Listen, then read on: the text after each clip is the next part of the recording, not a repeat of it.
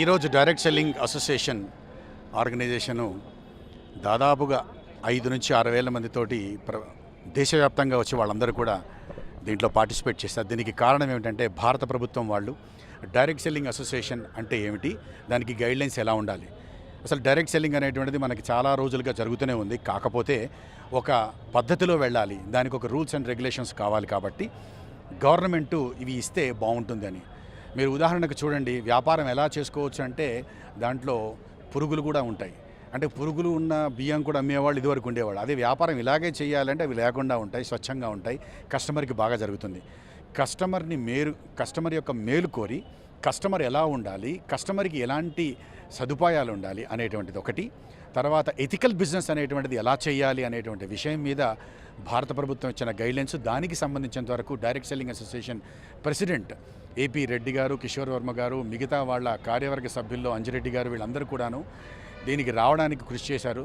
దాని నుంచి మనకి government of India ministry of corporate affairs నుంచి వచ్చినటువంటి జాకీర్ హుసేన్ గారు కానివ్వండి, ఇదివరకు రిటైర్డ్ ఆఫీసర్ పాండే గారు, వీళ్ళందరూ కూడా దీనికి చాలా కష్టపడి ఒక గైడ్లైన్స్ని తీసుకొచ్చారు.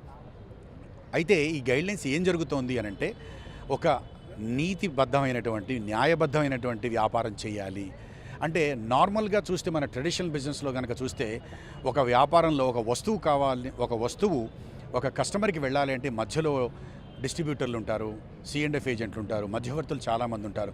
ఇవి కాకుండా అడ్వర్టైజ్మెంట్ ఉంటుంది. ఇది కాకుండా అడ్వర్టైజ్మెంట్ చేసేయడానికి రకరకాల సినిమా యాక్టర్లు వీళ్ళందరూ ఉంటారు. వీళ్ళందరికీ కూడా మనం కొన్ని లక్షల కోట్ల రూపాయలు పే చేసి అప్పుడు ఆ వస్తువు అనేటువంటిది చేరుతుంది, ఆ వస్తువు ఉన్నది అని తెలుస్తుంది. అయితే ఇక్కడ డైరెక్ట్ సెల్లింగ్లో ఏమిటంటే, వస్తువు ఎవరైతే తయారు చేస్తారో ఆ వస్తువు నుంచి కస్టమర్కి వెళ్ళడానికి ఏమిటంటే వర్డ్ ఆఫ్ మౌత్ అడ్వర్టైజ్మెంట్, మధ్యవర్తుల్ని మినహాయించి అక్కడికి వెళుతుంది అని అంటారు. కానీ మధ్యవర్తుల్ని మధ్యవర్తులు ఉంటారు. అయితే ప్రతి చెప్పిన వ్యక్తికి కూడా ఒక రెమ్యునరేషన్ ఇస్తాం. అంటే ఒక డబ్బు వాళ్ళకి ఎందుకు ఇస్తున్నారు అంటే, ఉదాహరణకు ఒక సినిమా నాకు నచ్చింది, వేరే వాళ్ళకి చెప్తాను, దానివల్ల ఎవరికి ఏమీ రాదు. కానీ ఇక్కడ ఒక వస్తువు నచ్చింది. ఎలా నచ్చింది? నేను చూస్తే నచ్చింది, లేక కొంటే నచ్చింది, వాడితే నచ్చింది.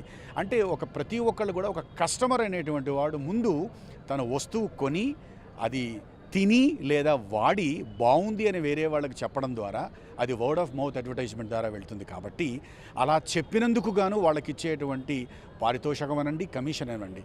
అయితే ఇక్కడ money circulation price sets acts ఉండకూడదు అన్నారు. ఇది ఎప్పటిదో చాలా పాతది.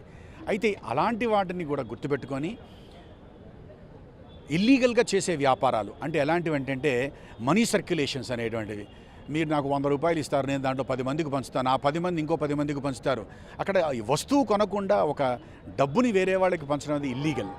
అలాగే ఒక మనిషిని నేను ఇంట్రడ్యూస్ చేస్తాను, ఆ ఇంట్రడ్యూస్ చేసిన దాని మీద డబ్బులు ఇవ్వకూడదు. ఎప్పుడు కూడా ఇంట్రడ్యూస్ చేసిన దాని డబ్బులు రాకూడదు.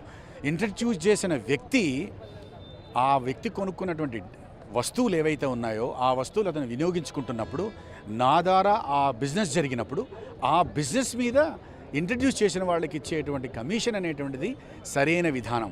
సింపుల్గా చెప్పాలి అంటే ఎథికల్గా అది కొని వాడి వేరే వాళ్ళకు చెప్పడం వల్ల వచ్చేటువంటిది ఈ డైరెక్ట్ సెల్లింగ్. ప్రతి వస్తువు మీద ప్రతి కంపెనీ కూడా కొన్ని కోట్ల రూపాయల టర్నోవర్ మీద గవర్నమెంట్కి చెల్లించేటువంటి GST ట్యాక్సెస్ ఉంటాయి.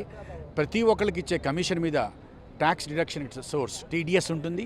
ఇవి జరగకుండా అసలు ఈ డైరెక్ట్ సెల్లింగ్ లేనే లేదు. ఇలాగ ఎవరైతే నీతిబద్ధంగా చేస్తారో అది మాత్రమే నీతిబద్ధమైన న్యాయబద్ధమైనటువంటి డైరెక్ట్ సెల్లింగ్. దానికి గైడ్లైన్స్ గవర్నమెంట్ ఇవ్వడం అనేటువంటిది హర్షణీయం. అలాగా ఇన్ని రోజుల పాటు లేదు కాబట్టి చాలామంది సఫర్ అయ్యారు. ఎవరో చేసిన తప్పుకి అందరి మీద బురద జల్లడం, అందరూ సఫర్ అవ్వడం జరిగింది. ఇప్పుడు డైరెక్ట్గా ఇలాంటివి ఏవైనా కంప్లైంట్స్ ఉంటే అది డైరెక్ట్గా కలెక్టర్ గారి దృష్టికి తీసుకెళ్ళచ్చు. ఇదివరకు జనాలు దాన్ని పోలీస్ స్టేషన్ వరకే పరిమితం చేశారు, ఇప్పుడు కలెక్టర్ స్థాయికి ఉంటుంది. అలాగే ప్రతి ఒక్కటి కూడా న్యాయబద్ధమైనటువంటి గైడ్లైన్స్ ఇవ్వడం అనేటువంటిది హర్షణీయమైనటువంటిది. భారత ప్రభుత్వం ఇచ్చినటువంటి గైడ్లైన్స్ని ప్రతి ఒక్క స్టేట్ గవర్నమెంట్ అమలుపరచాలి. కాబట్టి ఈరోజు జరిగింది థ్యాంక్స్ గివింగ్ సెరమనీలో ఈ తెలంగాణ గవర్నమెంట్ దీన్ని యాక్సెప్ట్ చేసి దీన్ని కూడా అమలు చేస్తున్నందుకు గాను థ్యాంక్స్ చెప్పడం కోసమని భారతదేశం నలుమూలల నుంచి వచ్చి ప్రభుత్వానికి థ్యాంక్స్ చెప్పడానికి ఈ టీం ఏపీ రెడ్డి గారు, కిషోర్ వర్మ గారు, అంజిరెడ్డి గారు, మిగతా మిత్రులందరూ కూడా చేయడం చాలా హర్షణీయం. నేను జీవీఎన్ రాజు, నేను ట్రైనింగ్ డిపార్ట్మెంట్లో ఉన్నాను. కాబట్టి ట్రైనింగ్ అనేటువంటిది అందరికీ అవసరం కాబట్టి ట్రైనింగ్ని న్యాయబద్ధమైనటువంటి రీతిలో ఒక వ్యాపారం ఎలా చేయాలి అనేటువంటి విషయాల్లో నేను ఇస్తున్న వల్ల నేను కూడా ఇక్కడికి వచ్చి ఆసక్తిగా పాల్గొనడం నాకు సంతోషంగా ఉంది. Like and subscribe Eagle Media Works.